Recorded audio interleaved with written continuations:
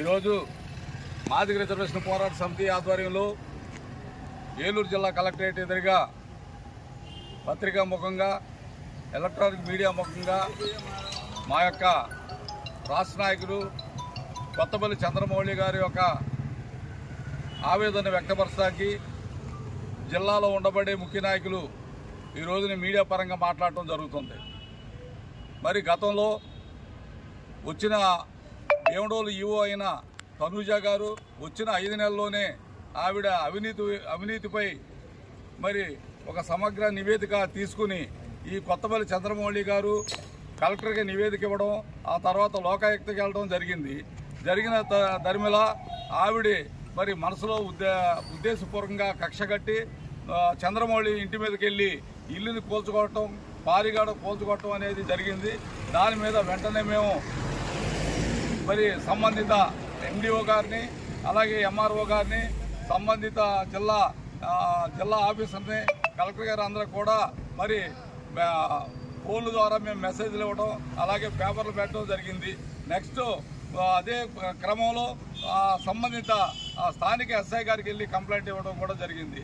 ఒక దళితుడైన చంద్రమౌళిని ఈ యొక్క పెట్టిన కేసు అది లోకాయుక్త కేసు విచారణలో ఉంటున్న సమయంలోనే ఆవిడ ఈ ఉద్దేశంతో మరి కక్షపూరితంగా దళితుడనే ఒక తన చుట్టూ ఉన్న కోటను ఉపయోగించుకుని తన యొక్క అనుచరుల్ని దగ్గరికి తీసుకువచ్చి జేసీబీ తీసుకొచ్చి నిరక్షరాస్యంగా ఆ యొక్క బిల్డింగు కదిలేలాగా ఆ పారి కూడా కట్ చేసి నానా చిత్రహింసలు చేయడమే కాకుండా ఆ ఇంట్లో ఉన్న పిల్లలు బోరున వినిపిస్తున్నా కానీ ఆ వృద్ధులైన తల్లిదండ్రులు బాధపడుతున్నా కానీ ఏ మాత్రం కనికరం లేకోకుండా మరి చంద్రమౌళిని నిర్బంధించి మరి అందరితో నిర్బంధించి ఆ యొక్క గోడ కొల్చడం మరి ఇల్లు కదిలేలాగా చేసే పరిస్థితిని మేము ఈ సందర్భంగా పత్రికా ముఖంగా ఎలక్ట్రానిక్ మీడియాగా డిమాండ్ చేస్తున్నాము.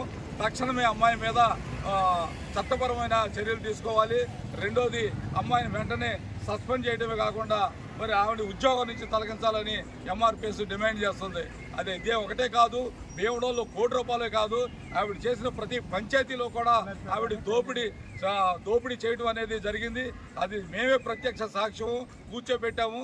అదే కొన్ని పరిష్కారం చేసుకోవడం జరిగింది. అదే క్రమంలో తంగిళమూడిలో కూడా ఆవిడ మరి దోపిడీ చేయడం అనేది జరిగింది. చట్టానికి విరుద్ధంగా ఆమెకు వచ్చే జీతం మరి సరిపోతుందో చాలదో దొంగతనంగా మరి ఆవిడ లేనిపోని బిల్లులు పెట్టేసి ఆ బిల్లుల ద్వారా వేరు వ్యక్తులతో సొమ్ముని వేరే వాళ్ళకి తరలించి ఆ యొక్క సొమ్ముని మళ్ళీ తన అకౌంట్లో చేసుకునే పద్ధతిని ఆ అమ్మాయికి బాగా అలవాటు.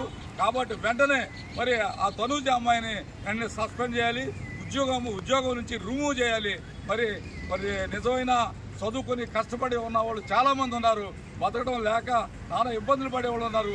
ఇటువంటి దొంగలకే మరి ఉద్యోగ బాధ్యతలు ఇచ్చినట్టయితే దేశాన్ని జనాల్ని సమాజాన్ని దోపిడీ చేయడమే కాకుండా దొంగరాజ్యం ఏలిపడి ఈ యొక్క తనూజాని వెంటనే మరి రిమూవ్ చేయాలని పత్రికాముఖంగా ఎంఆర్పిఎస్ డిమాండ్ చేస్తుంది.